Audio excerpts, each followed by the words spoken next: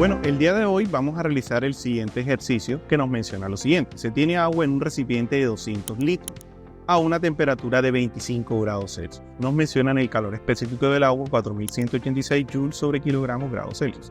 En dicho líquido se añade una barra de 200 gramos de cobre que se encuentra a 90 grados Celsius y nos dicen el calor específico del cobre. Vamos a determinar la temperatura de equilibrio.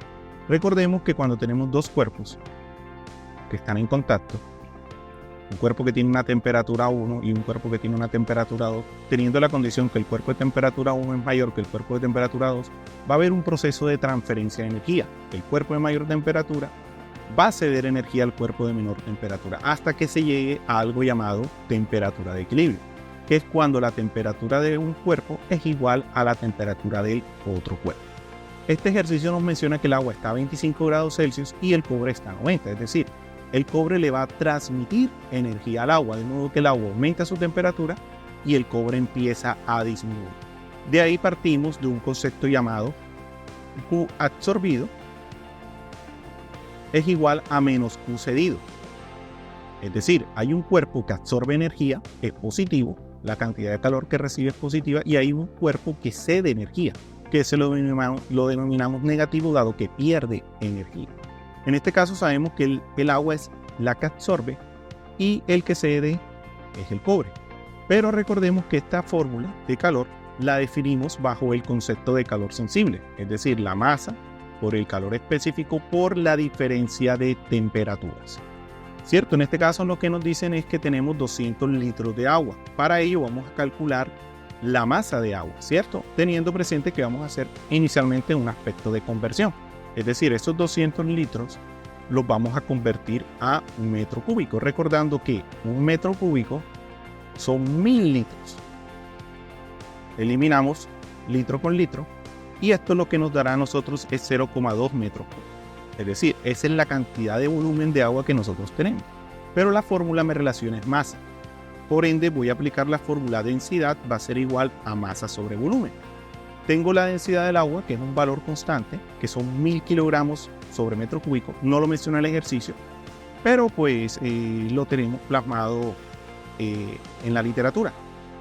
Tenemos el volumen, calculamos la masa, de modo que nos queda que la masa va a ser igual a la densidad por el volumen. La masa va a ser igual a 1000 kilogramos sobre metro cúbico multiplicado por 0,2 metros cúbicos. Eliminamos los metros cúbicos y nos dará finalmente la cantidad de masa. Ahora bien, para el cálculo de esa masa, pues realizamos nuestro proceso en la calculadora, sería 1000 por 0,2, eso nos dará 200 kilogramos de agua, ¿cierto? Esa sería pues obviamente la cantidad de masa que nosotros tenemos de agua. Ahora identificamos la información general, ¿cierto? Tenemos que la cantidad de agua, ¿cierto? Tenemos la temperatura inicial del agua, que son 25 grados Celsius. Y adicionalmente tenemos el calor específico del agua, que son 4186 joules sobre kilogramos por grado Celsius. Y tenemos la masa de agua, que son 200 kilogramos, ¿cierto? Y a su vez del cobre, tenemos que la masa del cobre son 200 gramos, es decir, 0,2 kilogramos. Tenemos el calor específico del cobre, que sería 385 joules sobre kilogramo grados Celsius. Y tenemos la temperatura inicial, que en este orden de ideas son 90 grados Celsius. ¿Cierto?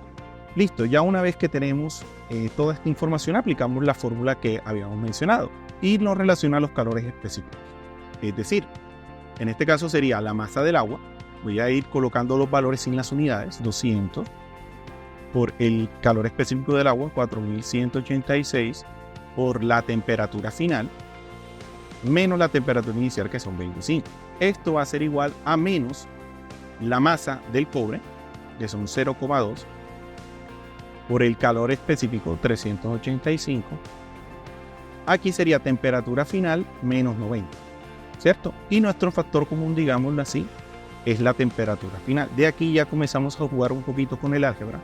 Entonces 200 por 4186, eso nos da un valor de 837.200, que multiplica a temperatura final menos, y ese mismo valor por propiedad distributiva, lo multiplicamos por 25.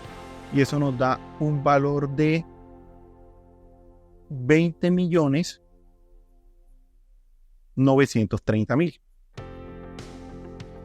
Esto va a ser igual, aquí hacemos la misma operación, pero recordando que es negativo, 0.2 por 385.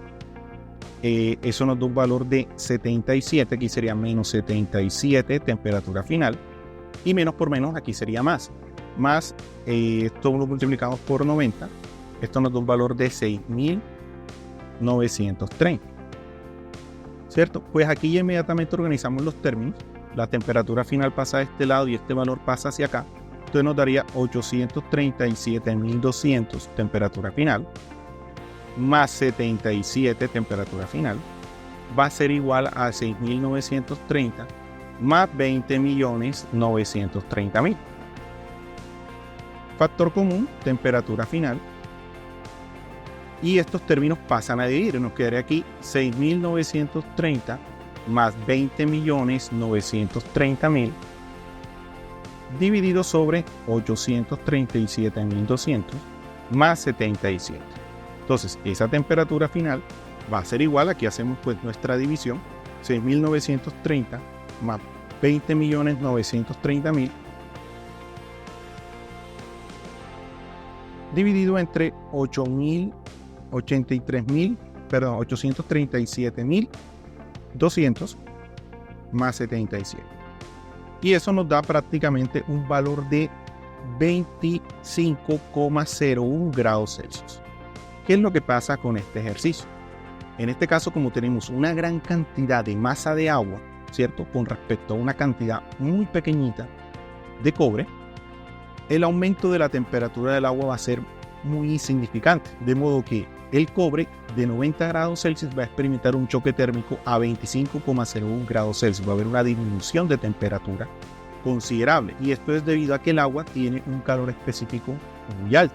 Recordemos que el agua se usa como una sustancia en tipos de refrigeración. Nos permite enfriar los cuerpos más lentamente, más rápidamente, ¿cierto? Porque debo yo suministrarle grandes cantidades de energía para obviamente generar pequeños aumentos de temperatura.